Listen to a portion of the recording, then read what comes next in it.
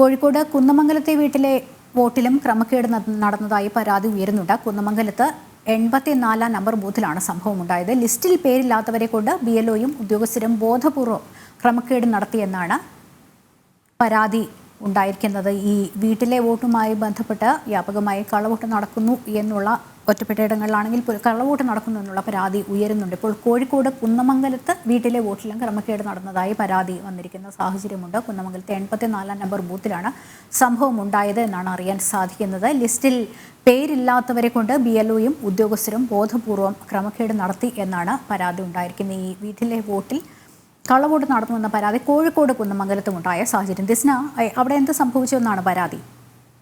ലക്ഷ്മി, പ്രധാനമായും കോഴിക്കോട് കുന്നമംഗലം നിയമസഭാ മണ്ഡലത്തിലെ പെരുവയൽ പഞ്ചായത്തിലാണ് ഇത്തരത്തിലൊരു ആരോപണം ഉയർന്നിരിക്കുന്നത്. 84 ബൂത്തിലാണ് ഇത്തരത്തിലൊരു പരാതി ഉയർന്നത്. പ്രധാനമായും വീട്ടിലെ വോട്ട് എന്ന പദ്ധതി പ്രകാരം 2 ജാനകി അമ്മമാരാണ് ഈ പദ്ധതിയിൽ പേരുള്ളത്. ഒന്ന് മായമ്പുറത്ത് 92 വയസ്സുള്ള മായമ്പുറത്ത് ജാനകി അമ്മയും കുടശ്ശേരി ജാനകി അമ്മയും. ഇത്തരത്തിൽ 2 പേരുടെ പേരുകളാണ് വരേണ്ടത്. ഇതിൽ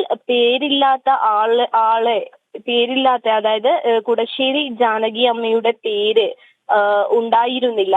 മറിച്ച് പേരില്ലാത്ത ആളുടെ പേരിൽ വോട്ട് ചെയ്തു എന്നൊരു ആരോപണമാണ് ഇപ്പോൾ നിലവിൽ ഉയർന്നു വന്നിട്ടുള്ളത്. ഇതിൽ മായമ്പുറത്ത് ജാനകി അമ്മയെ വെട്ടിമാറ്റി കുടശ്ശേരി ജാനകി അമ്മയുടെ പേരിൽ വോട്ട് രേഖപ്പെടുത്തി എന്നൊരു ആരോപണമാണ് നിലവിൽ ഉയർന്നു വന്നിരിക്കുന്നത്.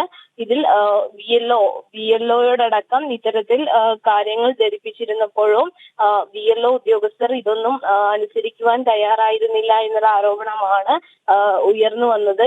ഇത് സംബന്ധിച്ച് മറ്റ് രാഷ്ട്രീയ പാർട്ടികൾ ഇപ്പോൾ തെരഞ്ഞെടുപ്പ് കമ്മീഷനെ സമീപിച്ചിരിക്കുകയാണ്. ലക്ഷ്മി, എന്നുവെച്ചാൽ ഈ തെരഞ്ഞെടുപ്പ് പ്രവർത്തനങ്ങൾക്ക് അവിടെ നേതൃത്വം നൽകുന്ന ഉദ്യോഗസ്ഥരുടെ ഭാഗത്ത് വീഴ്ചകൾ ഉണ്ടാകുന്നു എന്ന് തന്നെ മനസ്സിലാക്കണം ദിസ്ന.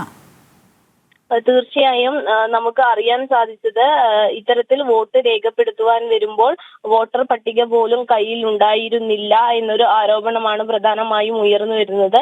ഇത്തരത്തിൽ പലതവണ BLOയെ കോൺഗ്രസ് ചായ്വുള്ള BLOയാണ് അല്ലെങ്കിൽ BLO കോൺഗ്രസിനെ സപ്പോർട്ട് ചെയ്യുന്ന തരത്തിലുള്ള ആരോപണമാണ് മറ്റ് രാഷ്ട്രീയ കക്ഷികളുടെ ഭാഗത്ത് നിന്ന് ഇപ്പോൾ നിലവിൽ ഉയർന്നു വന്നിട്ടുള്ളത്. ഇതിനെതിരെ തെരഞ്ഞെടുപ്പ് കമ്മീഷനെ സമീപിക്കുവാനാണ് ഇപ്പോൾ ഇടത് വലത് കക്ഷികളുടെ തീരുമാനം. ലക്ഷ്മി, ശരി. ദിസ്നയാണ് വിവരങ്ങൾ നൽകിയത്.